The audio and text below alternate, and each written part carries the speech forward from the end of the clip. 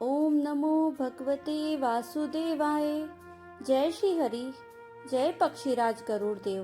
पिछले भाग में आपने देखा कैसे गरुड़ देव ने अपनी माता विंता को दास्ता से मुक्त कराने के लिए देवताओं से भी युद्ध करने का प्रण लिया। उनके इस संकल्प से तीनों लोकों में हलचल मच गई। अब गरुड़ देव निकल चुके हैं अमृत कलश की सबसे कठिन यात्रा पर, लेकिन स्वर्ग की रक्षा स्वयं देवता कर रहे हैं। क्या गरुड़ देव अमृत तक पहुंच पाएंगे और आखिर क्यों देवता उनसे भयभीत होने लगे? आइए जानते हैं गरुड़ देव की दिव्य गाथा का तीसरा अध्याय।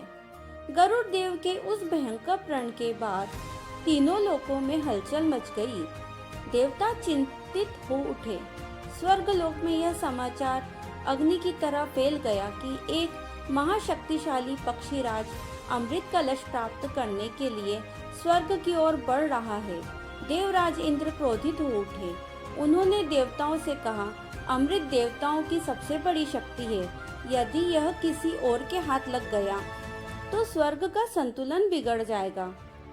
उधर गरुड़ देव अपनी माता विंता को प्रणाम करके आकाश की ओर उड़ चले।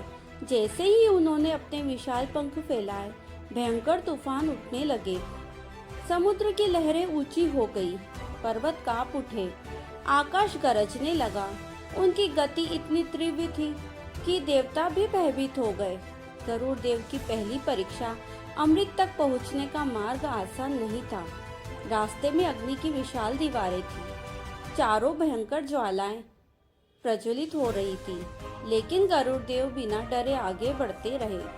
उन्होंने अपने विशाल पंखों से तूफान उत्पन्न किया और अग्नि की ज्वालाओं को शांत कर दिया।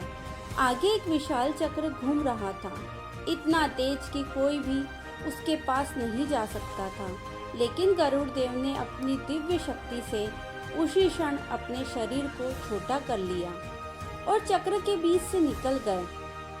देवता यह देखकर आश्चर्यचकित रह गए। नागों के लिए नहीं, माँ के लिए गरुड़ देव अमृत अपने लिए नहीं चाहते थे। वे केवल अपनी माता को दास्ता से मुक्त कराना चाहते थे। उनके हृदय में केवल एक ही संकल्प था, जब तक माता विंता मुक्त नहीं होगी, मैं विश्राम नहीं करूँगा। उनकी भक्ति और मात्र प्रेम देखकर स्वयं देवता भी मौन हो गए। लेकिन असली युद्ध अभी बाकी था, क्योंकि अब गरुड़ देव का सामना होने वाला था देवराज इंद्र और स्वर्ग की सेना से, और आगे चलकर होने वाला था उनका दिव्य मिलन भगवान विष्णु से।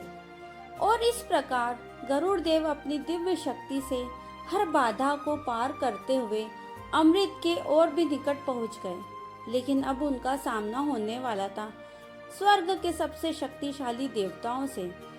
देवराज इंद्र स्वयं गरुड़ देव को रोकने के लिए तैयार हो चुके थे।